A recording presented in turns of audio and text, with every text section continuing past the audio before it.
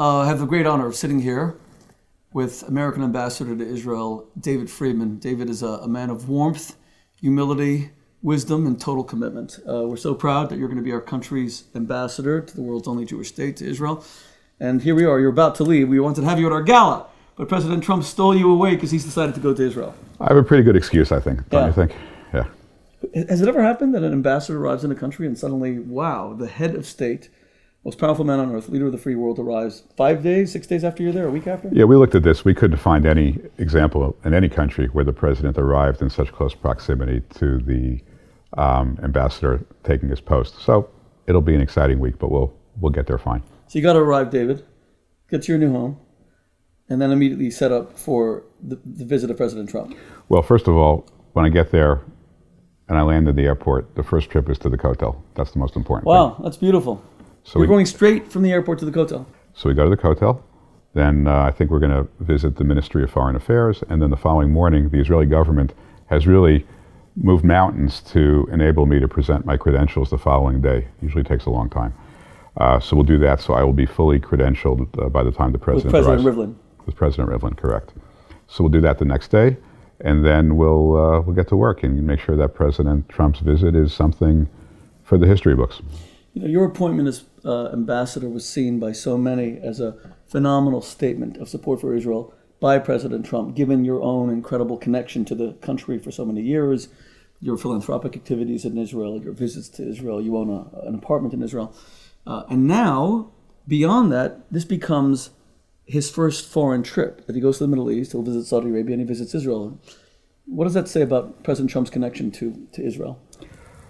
I think President Trump has a unique relationship with Israel, both in his own right, and it's as evidenced from the entire cabinet and group of advisors that he's chosen. Across the board, I don't think you'll find a stronger team in terms of their commitment to the safety, security, development, growth of the state of Israel. So it says a lot. It says a lot that I was the first ambassador approved by the Senate, the first ambassador nominated by the president. A lot of countries out there, he chose to nominate the ambassador to Israel. And you're still the only ambassador that's been approved by the Senate. Well, as we speak today, we're a few days earlier than your dinner, but as we speak today, I remain the only ambassador approved by the Senate. President Trump's visit to Israel, I mean, this is a monumental undertaking, and you oversee in the embassy a very large staff. This is a major diplomatic outpost for the United States. Yes, it is. Yes, it is. There are 950 employees at the embassy. Wow. And they are engaged in a whole host of matters that most people wouldn't even be aware of, whether it's security cooperation, cultural exchange, economic engagement. It's really a full-service embassy, and it reflects the strength of the relationship. I have spent 5 or 6 weeks in the State Department. I've been to the Pentagon. I've been to other agencies. I've been within the Commerce Department. I am overwhelmed by the breadth as well as the depth of the relationship between the United States and the State of Israel. And now you're going to be overseeing such a large part of it.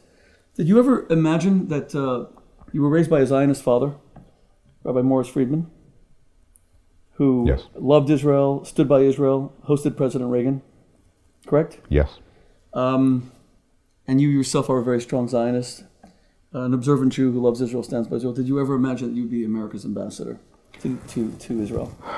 Well, of course not. I mean, you would need quite an imagination to imagine that. Everybody has to aspire to something. I don't think I would have had the chutzpah to aspire to this, but I believed in President Trump. I believed in his message. I believed in his candidacy, and I believed in our friendship. So I thought that, after the election, I certainly thought it might come about. But if you asked me, 2 years ago, 3 years ago, it was not even on the horizon, of course. When you were first nominated, I had asked you, I said, we'd be so pleased if you could participate in our gala.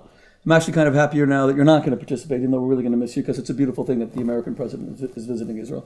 But what message do you have to those who are participating? We're an organization that celebrates Israel. We celebrate universal Jewish values and the light that the Jewish people bring to the nations. And finally, we're a strong anti-genocide organization. We want to stop all the mass murder that takes place and have the United States especially be a great, be at the vanguard of promoting and protecting the dignity of life. Yeah, I think Israel's values and America's values are the same. I think what you're doing is reflective of both, and I think you should just continue to succeed in your message, because it is a universal message, but it's also a uniquely Jewish message. And you and all your guests should just enjoy the night and have continued success. Well, I want to thank you for all the friendship you've shown me, and we wish you really every success. I know that the prediction is that you will be making a historical mark on this incredible relationship between Israel and the United States. But we're very proud of you, and we're very proud of how seriously you take your Judaism, your American patriotism, and the fusion of the two together as America's ambassador to Israel. Well, my success is in God's hands, and I hope you'll all pray for that success. I could use it. David, I was at your swearing in. You kindly invited me and my wife, Debbie. It was an amazing moment when the Vice President of the United States, Mike Pence, is there and about to administer the oath of office, but you pause. And everyone's saying, why is he pausing? And you take your yarmulke out and you put your yarmulke on.